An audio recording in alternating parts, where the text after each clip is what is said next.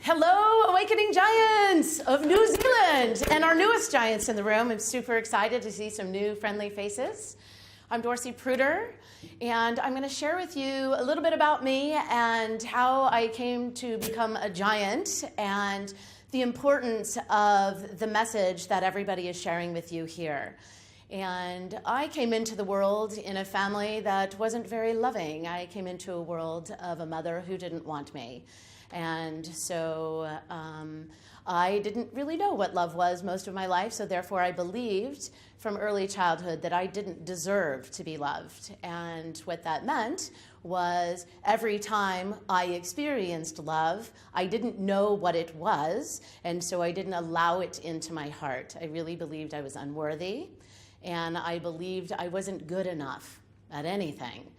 Although I'm a Leo, so I want to be the best at everything, and I like to win, as some of my fellow giants know, because we're having a contest right now, and so I like to win. Right now we're winning. So in spite of being raised in a world of not being loved as a young person, I still had a drive and a desire and another belief that I'm going to be great at everything that I do, and I'm going to be the best at it. And so I lived my life that way. And from an early age, I was the best at everything that I did. So I was the best at the plays, I was the best at running, in elementary school, through school, I was the best at everything. That was my thing. But inside, I believed I wasn't very good, and I really was feeling very unworthy. And so I would sabotage myself all of the time. So I may get something, but I didn't believe I deserved it. So I would get rid of it as fast as I got it. So love, money, success. As soon as I got it, it was like, I gotta get rid of it. Money especially, right? Although I love money, so I enjoyed getting money, but I didn't feel like I deserved it, so I would get rid of it, okay? So I grew up that way. I got married very young. I had 2 amazing children. I went through a divorce. And through that divorce, my mother decided that I didn't deserve to have my children. So she tried to alienate me from my children. Of course, she alienated me from my father. And I'm pretty sure she wrote the book on alienation. So she was very good at it. And I had no idea what was going on. I also believed that I didn't deserve. So it was easy for her to go down that path. And I was unconscious. And I was in the mortgage business at the time, of course, number 1, of course. Number 2 in the country, number 1 in volume, number 2 in dollars. You know, that's the way it is, but I like to say number 1. And yet, I still felt very unworthy. And my kids were young, so the alienation didn't take hold. Their brains weren't developed enough. And through that process of divorce and starting to date, I started to discover what alienation was, because a girl at the age of 12, which was the age I stopped talking to my father, dropped into my life.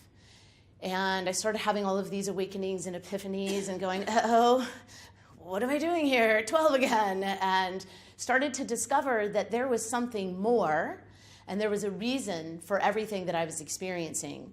But because I was so successful in my business and I was making a lot of money, it was really hard for me to own my part in everything else that was happening in my life. And I discovered in being alienated from my children temporarily, but never fully, through that process of this child who was really mine as well, who dropped into my life, that I actually had more power than I thought. More power because I realized that I was really good at getting what I wanted. When I wanted to make $1 million, I made $1 million. When I wanted to be number 1 in the mortgage business, I was number 1 in the mortgage business. And I had a high school education, still have a high school education. I also manifested haters. So when I started my business now, I retired from the mortgage business. I started the Conscious Co-Parenting Institute based on my own childhood experience, and decided that I was going to be the one who would lead the cause for change globally with divorcing families. And I was going to be the one that was going to end parental alienation and obliterate it from the human consciousness. Of course, I had no idea how I was going to do that or what that even really meant, but I knew that it was going to be me. And that was in 2006, and it's 2019, and I literally am leading the cause. So I had no idea that they would actually be changing the vernacular and that parental alienation isn't a real thing, and that I attracted onto my team a clinical psychologist who I don't have to go back to school for because he does all of the assessment diagnosis type of work. And he created a process, a pathway to actually the solution, which is what we provide. And it was such an honor. I still pinch myself when he calls me, the greatest being of light he's ever been around, and pure joy. And I'm like, really, me? Okay, cool, I'll take that. He's really cool, and I am in awe and honor when he's with me. And he comes to me when he wants to feel strong and powerful and re-energized. It's really cool. So we have this really great synergy. But he created the path to the solution, which means I didn't have to go to college, because I created the solution for families. And one of the things I learn, and one of the things that I teach that I think is really important for each one of us as humans, is to understand how much power we actually have. And there's a truth about who we are as conscious beings. We are all conscious, and consciousness is our awareness, right, of who we are and how we show up and how we perceive life, ourselves, and others. And there's 3 levels of the way we are in the human consciousness. We have a lower self. That's how we show up most of the time. Fear is programmed in when we're little. Our belief system, our story that we're unworthy, we don't deserve. That's the lower self.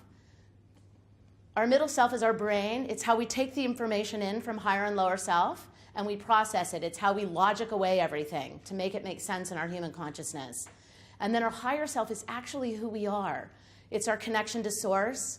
It's our God energy.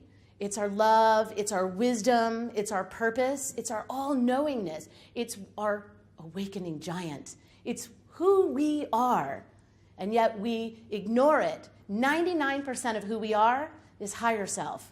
Yet 99% of the time we show up in our lower self-consciousness, in fear, in unworthiness. I'm not good enough. Why me? Don't look at me, right? But the truth is, who you are, each person in this room, is the higher self being, higher self-consciousness, truth, wisdom, unconditional love, all-knowingness. People say, you know everything. How do you know all this stuff about me? We all actually have gifts, and we all have the ability to tap into our all-knowingness, and it starts with us. So tap into the all-knowingness for yourself. So when your lower self says, I can't do it, I'm not good enough, why me? Listen with your higher self voice and say, why not me? Of course me. I am good enough. And trust that voice. Your higher self is actually the first voice that comes up that lets you know that you're the one. You're the chosen one. And don't be afraid. And it's okay, because I am just a high school graduate, and I'm speaking around the world, and I'm leading the charge. I'm the leading provider of the solution to end parental alienation in divorcing families. You can do it. If I can do it, you can do it too. Thank you.